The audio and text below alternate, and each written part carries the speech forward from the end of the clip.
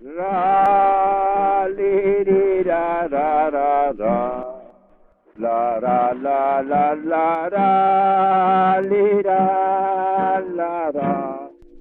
La la di da da. La la.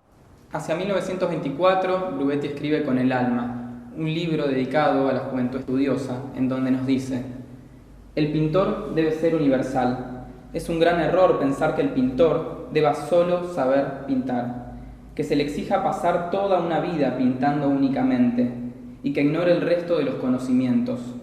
Si así fuera, yo, que he nacido pintor y que amo más que a mí mismo el arte pictórico, dejaría de ser pintor para no invisibilizarme.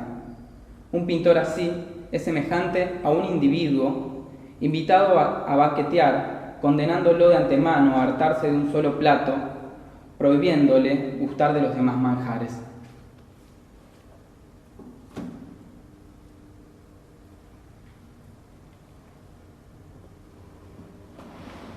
En esta obra de Canale, un cuadro central para entender la pintura de salón, encontramos un grupo de pintores que de algún modo recurre a un formato de la peña, para hacer un encuentro en donde intercambian conocimientos, libros y revistas. Aquí Mario Canale, un pintor que además de ser artista fue también un gestor, un grabador y un personaje vinculado a la academia y al salón, pintó un retrato de pintores de la época, en donde se encuentra con centralidad Walter de Navacio, una figura que ya desde aquel entonces era considerada aislada al campo del arte. Este grupo de pintores, custodiados de algún modo por Sivori, una figura central en el siglo XIX argentino, se encuentra intercambiando algunas revistas que eran de la época, revistas internacionales, revistas que llegaban de Europa y del resto de países latinoamericanos, y que, como bien titula esta pintura, La noche de los viernes, utilizaban esta tarde y esta noche para intercambiar ciertos conocimientos y ciertas imágenes que solo llegaban al país a través de estas publicaciones.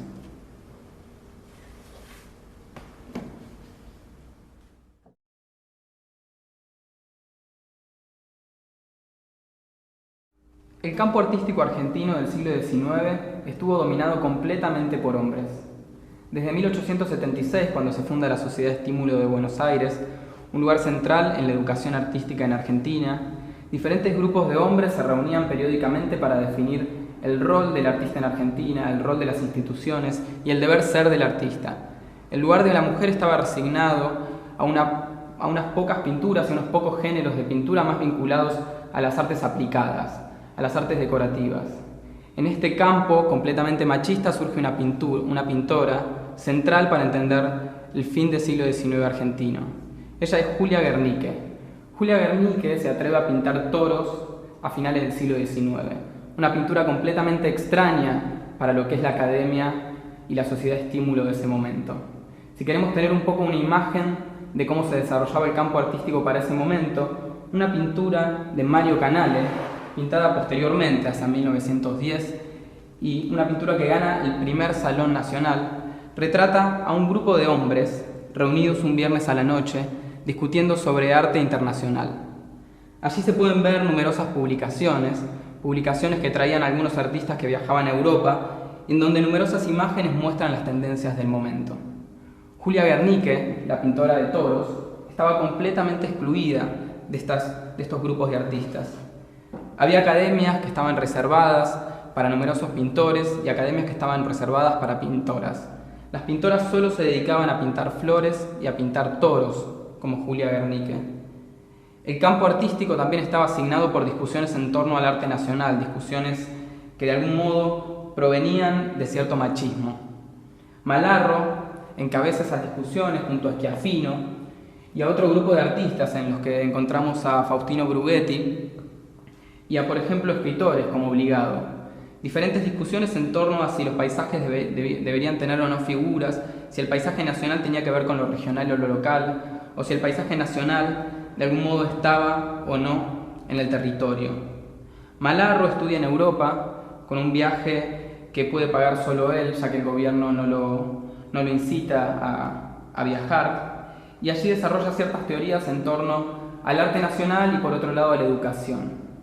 En torno a lo que es la pintura como paisaje nacional, Malarro encuentra en ciertos elementos, como puede ser la parva, o elementos como pueden ser los árboles, ciertas características particulares en los que se destaca la iluminación. La iluminación es un elemento central para distinguir un paisaje de otro, un paisaje argentino de un paisaje boliviano, un paisaje uruguayo de un paisaje brasilero. Malarro propone una teoría completamente novedosa para ese entonces. Es decir, la pintura estaba completamente relacionada con la figura y con la Academia Francesa.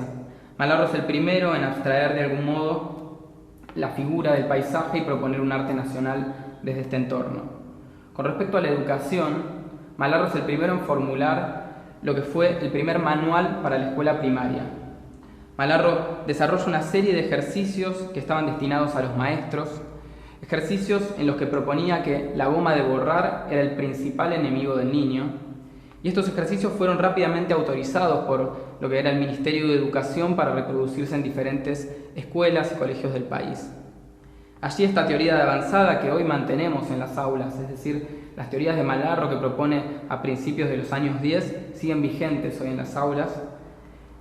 Era un tipo de enseñanza que se diferenciaba de la academia de un modo tajante, es decir, era más avanzada la educación en la escuela primaria de lo que era la educación en la academia.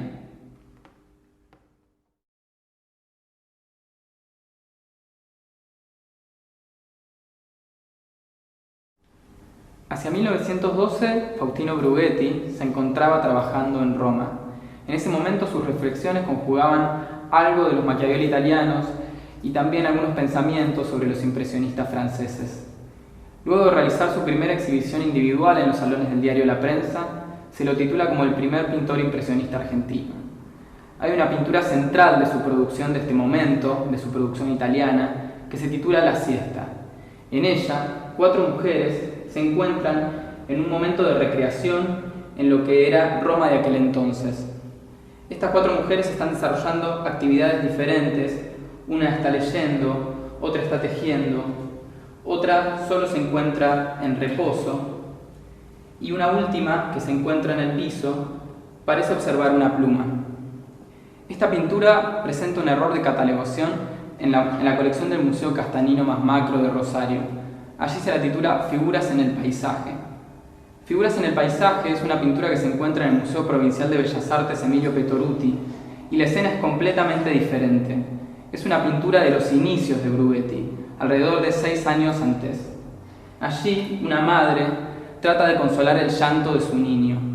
Figuras en el Paisaje es de 1906, a diferencia de La Siesta, que fue realizada en 1912.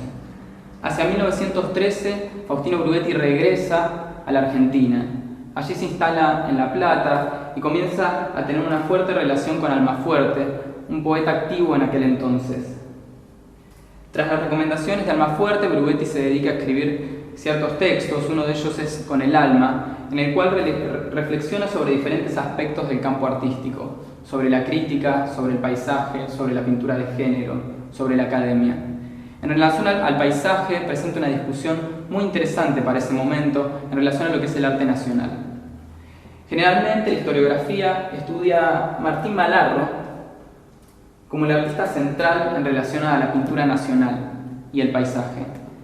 Malarro discutió hondamente con Schiaffino en cuáles eran los conceptos básicos para entender el paisaje nacional.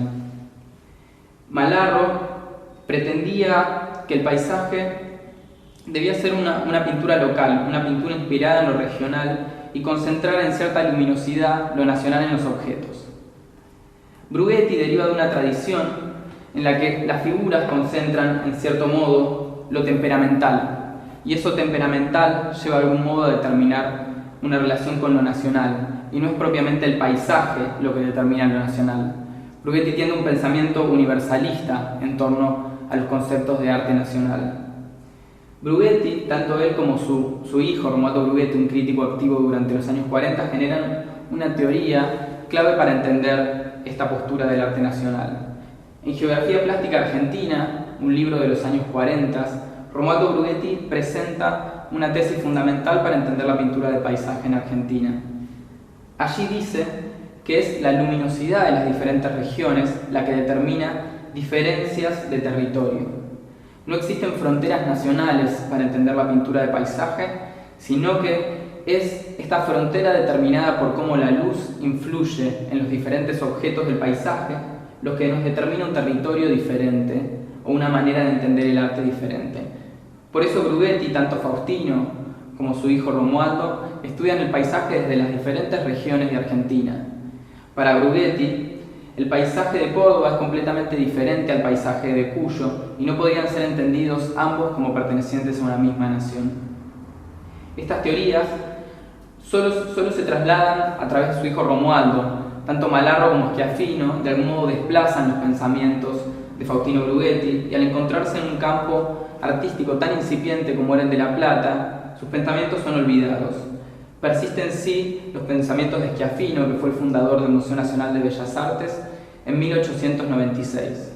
Schiaffino de algún modo resume gran parte de lo que es la historia argentina, la historia del arte argentina, en un libro clave, La evolución del gusto artístico, y allí de algún modo sienta las bases y permite generar esta confusión y esta persistencia de su pensamiento a lo largo del tiempo que no encontramos en Bruguetti. Bruguetti queda como un personaje desplazado y olvidado frente a esta figura tan gigante y tan enorme de Schiaffino desde el Museo Nacional y desde sus publicaciones que llegan hasta mediados de los años 30.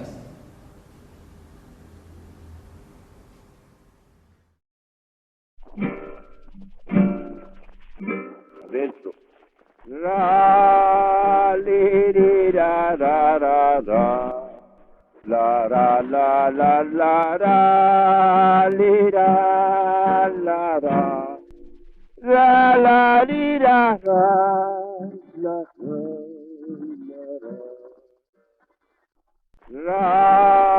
li, ri, la, ra. La ra li ra ra li ra la